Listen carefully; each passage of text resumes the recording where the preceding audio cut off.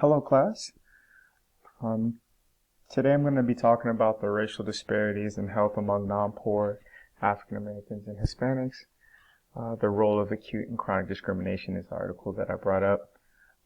Previously, we spoke about how redlining and the built environment affect the health outcomes. We also spoke about how individual living environment affects health outcomes. But what I wanted to know was what happens when one of the strongest predictors of health, which is social economic status, is taken away from the determinants of health equation. What happens then? So the article I brought to our attention today highlights that despite having access to above average social and economic resources, non-poor African Americans and Latinos are reporting significantly worse health outcomes in compared to non-poor whites. Furthermore, upward mobility doesn't bring similar improvements in health for African Americans when compared to whites.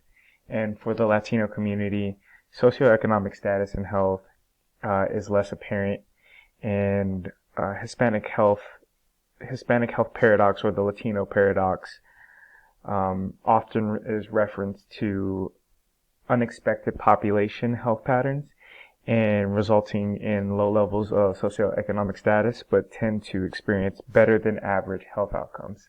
So despite the fact that they are in a socioeconomic status of being poor, they're exhibiting high health outcomes in comparison. So I think the article did a good job of highlighting these things.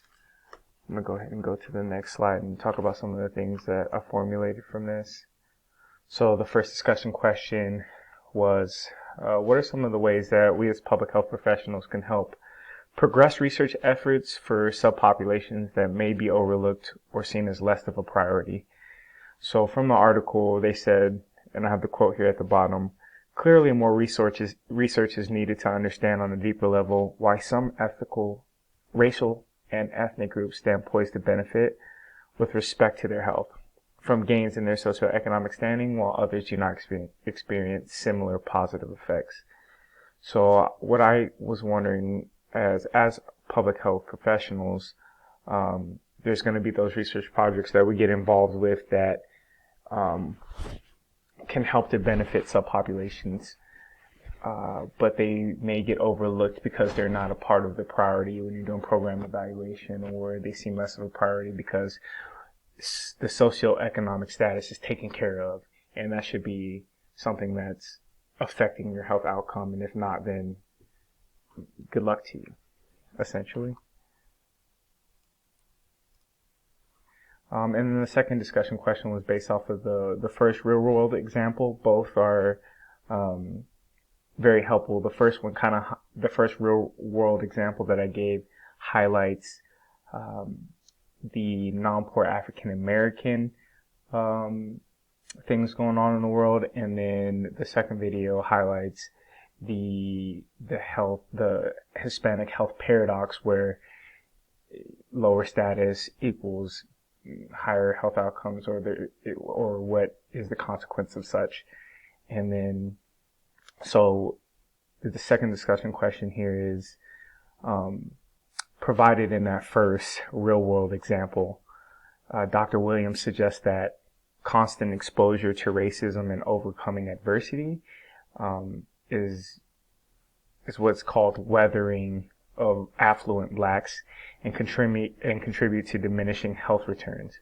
So my question here is, if you belong to a minority group, what are some personal restorative practices that you've used to address your own perceived weathering? And then if you don't belong to a minority group, what personal experiences have you had that brought inequities and or barriers to your attention that other marginalized subpopulations may experience that you yourself have not experienced?